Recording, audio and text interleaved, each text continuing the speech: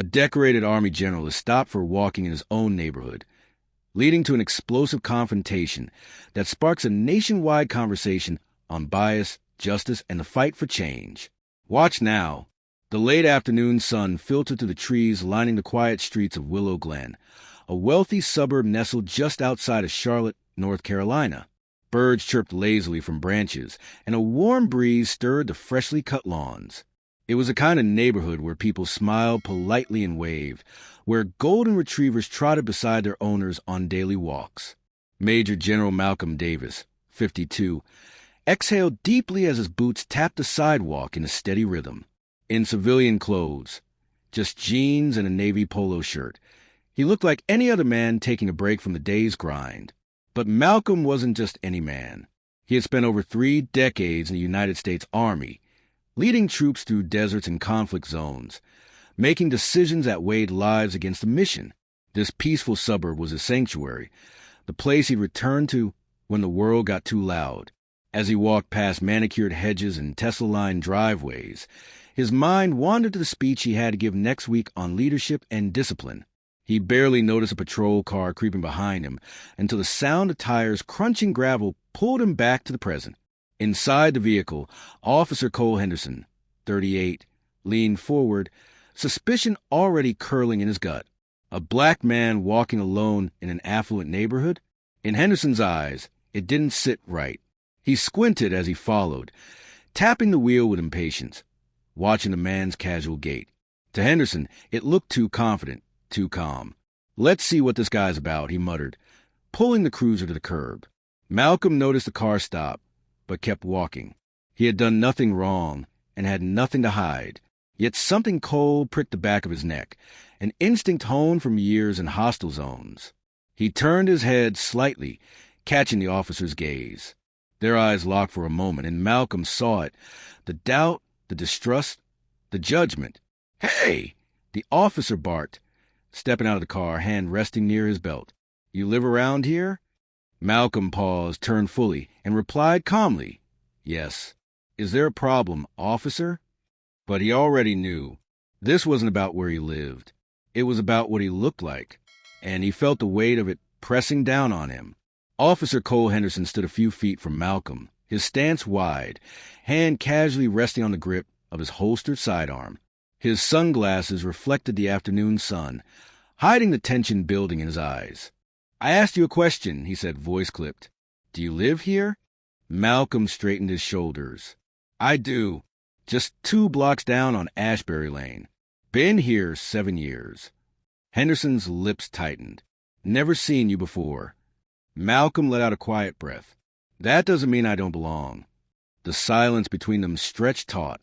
Malcolm could feel it. The tightening coil of suspicion in the officer's posture, the way his eyes darted to Malcolm's hands, as if waiting for a reason. Any reason. "I'm going to need to see some ID," Henderson finally said. Malcolm hesitated, not out of guilt, but out of something deeper, something carved into the bones of every black man who had been here before. He knew this wasn't just about identity. It was about proving his worth, his right to exist in this space. He pulled his wallet from his back pocket slowly, carefully, each movement measured, practiced. He handed over his license. Henderson took it, eyes scanning the card. A flicker of something crossed his face, maybe surprise, maybe disappointment. The address matched. So did the name. Still, he asked, "What brings you out today?" "A walk," Malcolm said simply. "A peaceful walk. Nothing more." "Funny," Henderson muttered. "We've had reports of break-ins in the area. Just doing my job." Malcolm looked him dead in the eye. "And what part of your job is this? Stopping a man for walking in his own neighborhood?" Henderson's jaw clenched. "Sir, I'm asking you to stay right here while I run this." Malcolm's chest rose and fell slowly. "I'll stay," he said, folding his arms. As Henderson turned and walked back toward his cruiser, Malcolm stood motionless, heart pounding behind his ribs. The trees swayed in the breeze, a stark contrast to the storm building beneath his skin. It wasn't a request for ID that stung. It was a presumption, the assumption that his presence here was a threat, that his skin was enough to warrant suspicion. This was home, and yet once again he had to prove it. Inside the patrol car, Officer Cole Henderson tapped the steering wheel, waiting for the database to pull up results. He glanced in the rearview mirror at the man standing motionless on the sidewalk, tall, composed, still. Malcolm wasn't flinching, wasn't pacing, just waiting. Name, Malcolm Reed. The screen finally blinked. Henderson's eyes narrowed. Rank, Brigadier General, U.S. Army. What the hell? He blinked, then scrolled down. The list of commendations seemed unreal. Silver Star, Bronze Star, multiple deployments, even a stint at the Pentagon. He sat back in his seat, a sudden weight pressing into his chest. Oh, you've got to be kidding me, he muttered. He glanced back out the window at Malcolm. The man hadn't moved, hands resting calmly at his sides, shoulders square. Henderson could feel the sting of humiliation creeping up his neck. The calmness, the way the man hadn't fought back, hadn't raised his voice. It wasn't defiance. It was discipline, authority, the kind you earn in fire and blood. Still, Henderson opened the door and stepped out, trying to control his expression. He approached Malcolm, now feeling the heat of passing cars and the metaphorical spotlight of his own stupidity. So, General Reed, Henderson started awkwardly, voice cracking just slightly. Everything checks out. You're free to go. Malcolm tilted his head. I was never under arrest. Right. Henderson muttered, just doing routine checks. Malcolm gave a slow nod. Routine. Of course. There was a beat of silence. You served? Malcolm asked, his tone neutral but not unkind. Henderson hesitated. Marines. 8 years. Afghanistan. Malcolm nodded again. Then you should know better. The words weren't angry, but they cut like glass. Henderson shifted uncomfortably, eyes darting to the sidewalk. Apologies, sir, he said, lowering his voice. Malcolm turned to leave, but paused.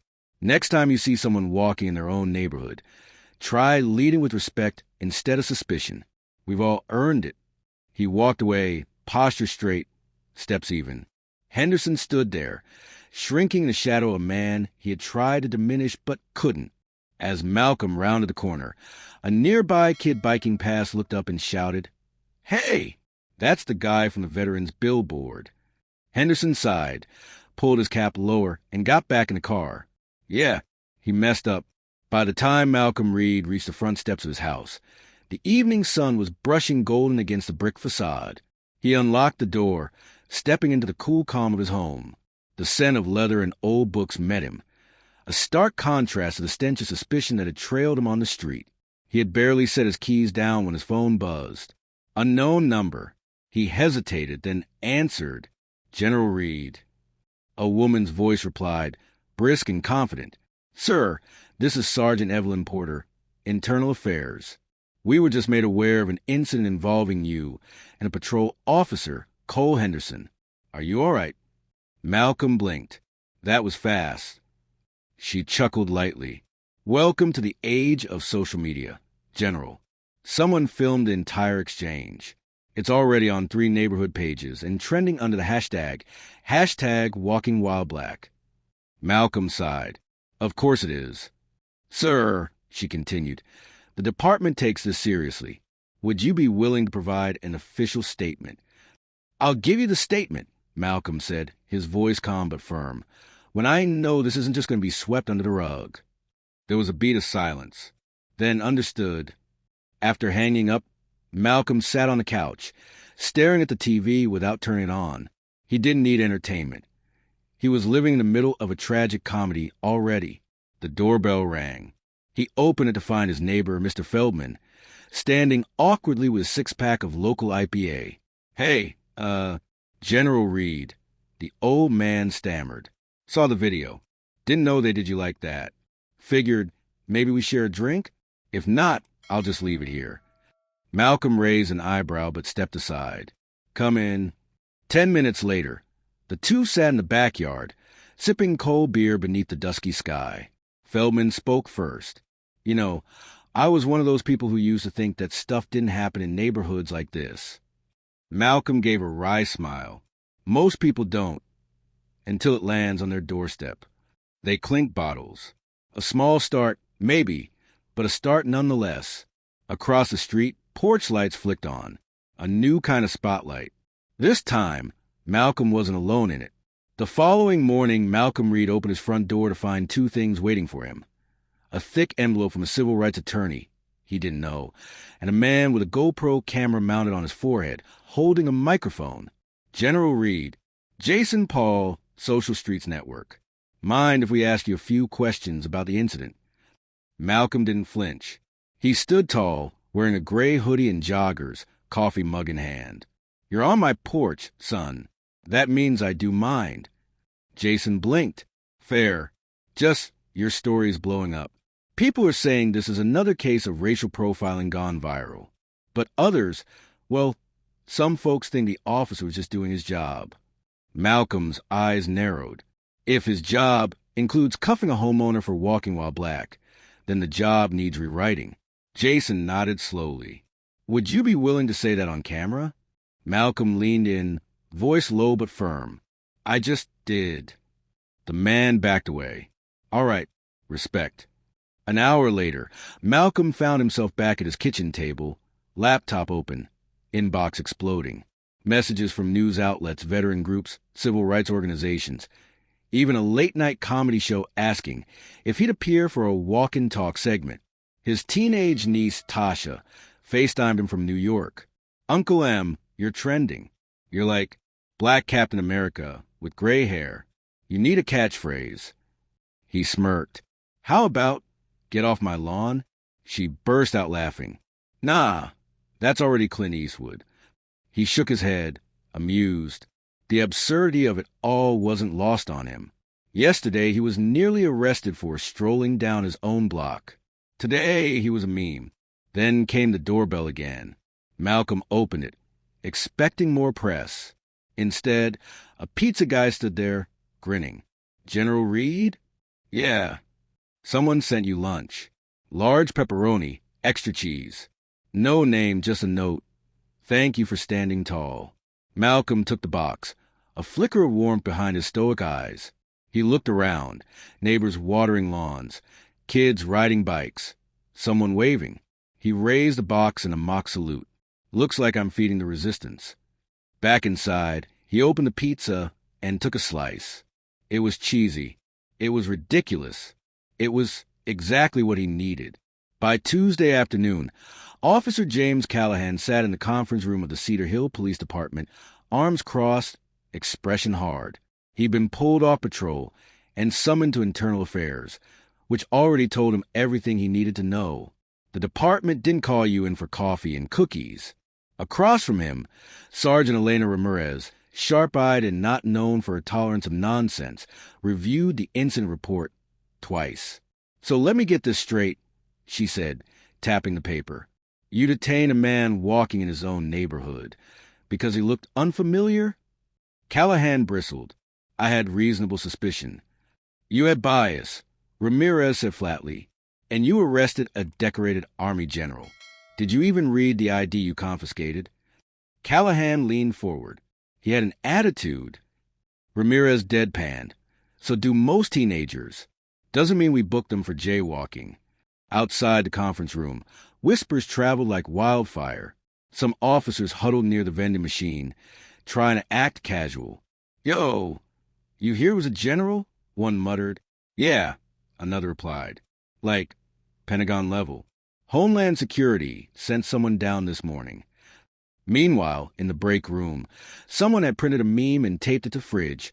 Callahan, protecting neighborhoods from their actual residents since 2024.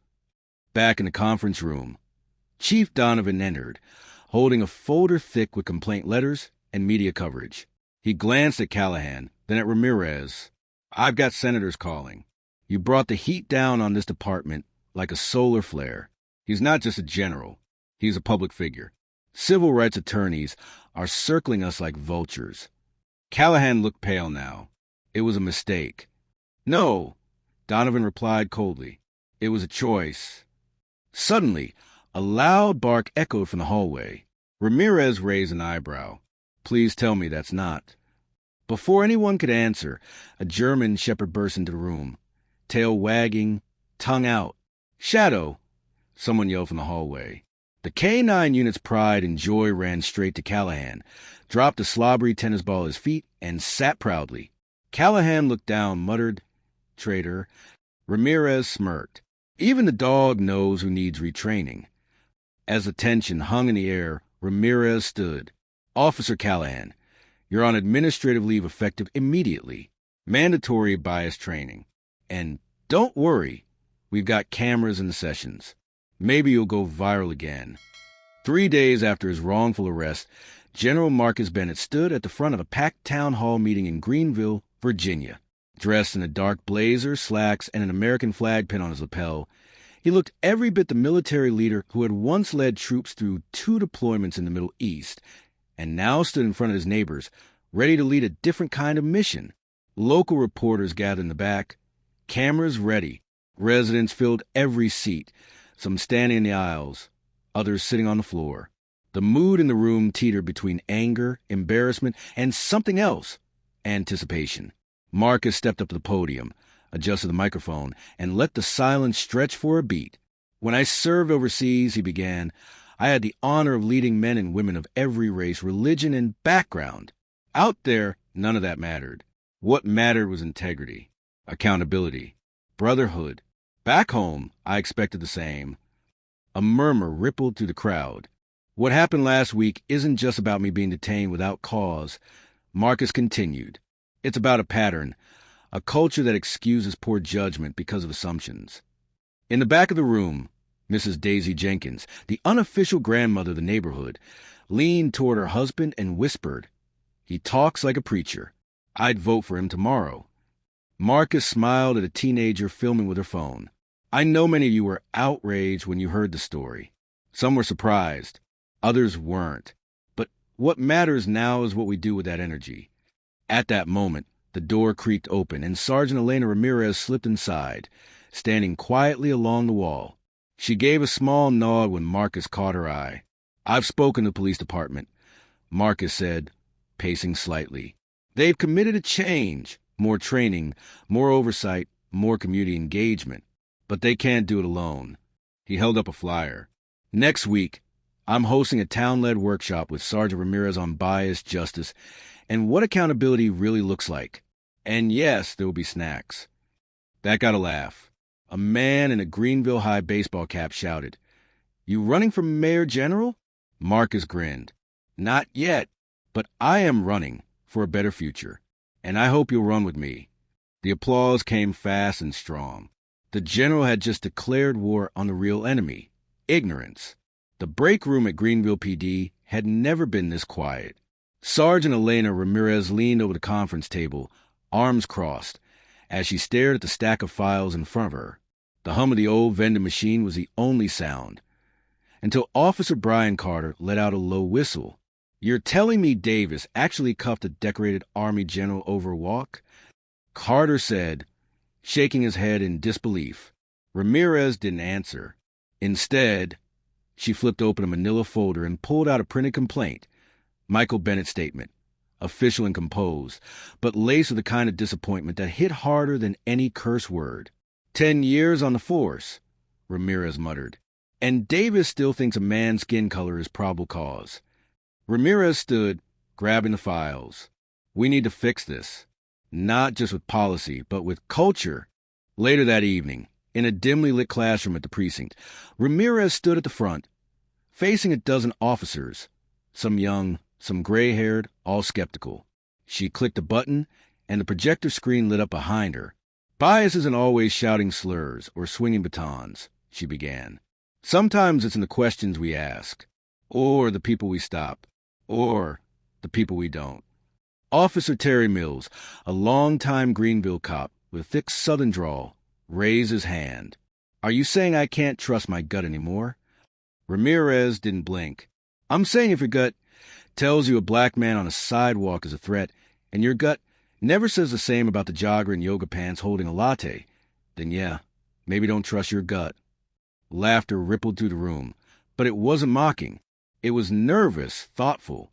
Ramirez had a way of cutting through the noise.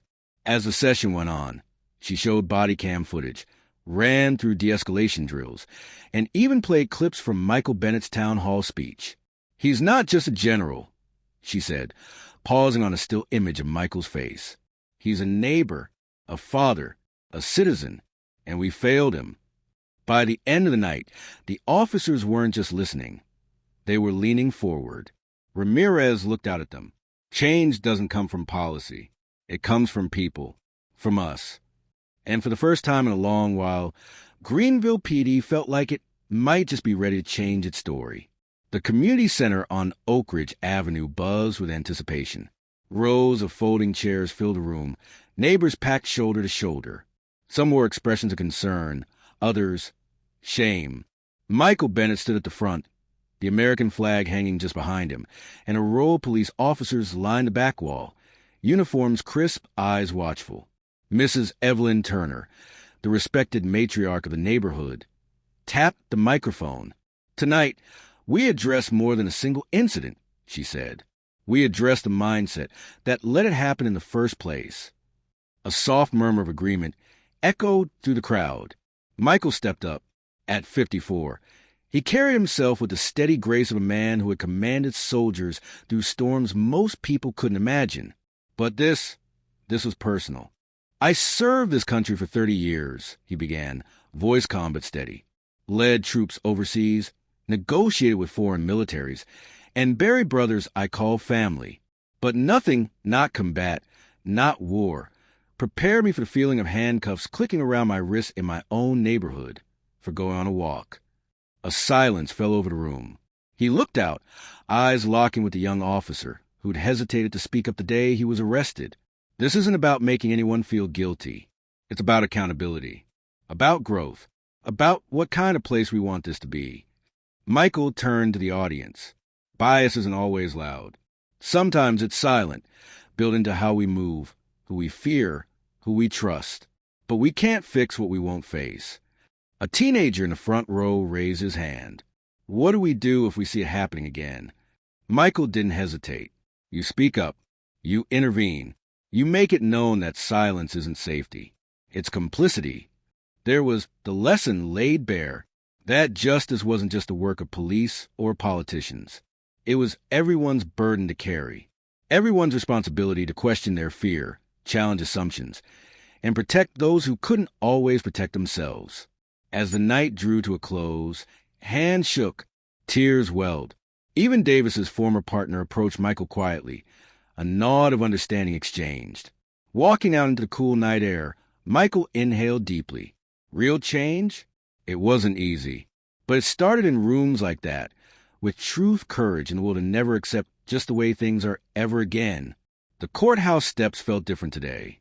As Michael Bennett walked down them, the air was heavy with the weight of what had transpired. The final verdict was in. Officer Davis had been dismissed, but that was only one small victory in a battle that stretched far beyond any courtroom. The room inside had been tense as the jury read their decision.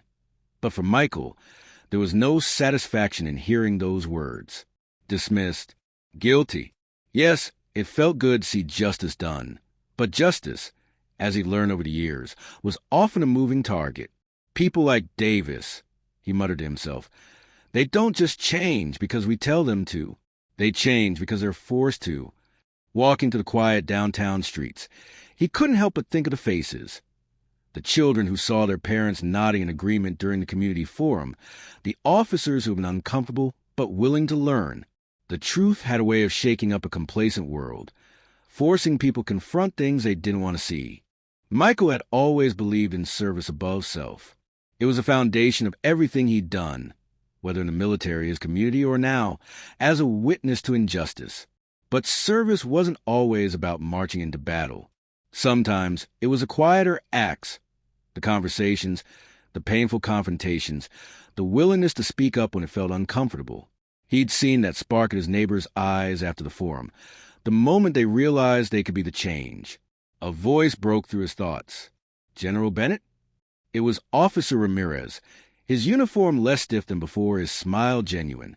Michael turned, offering a small, grateful nod. Officer Ramirez. I wanted to thank you, Ramirez said, a touch of hesitation in his voice. for showing us what it means to truly protect and serve. Michael's chest tightened with a mix of pride and exhaustion. It's not just me, Ramirez. It's all of us. The real question is, what are we going to do with what we've learned? Ramirez seemed to understand. Keep pushing forward, sir. One step at a time. As Michael nodded, the lesson was clear. Change didn't happen overnight. It didn't come from legal battles or public forums alone. It came from the daily actions, the voices, the people who refused to accept things as they were, and who chose to fight for something better. The road ahead was long, but Michael Bennett was no stranger to difficult paths.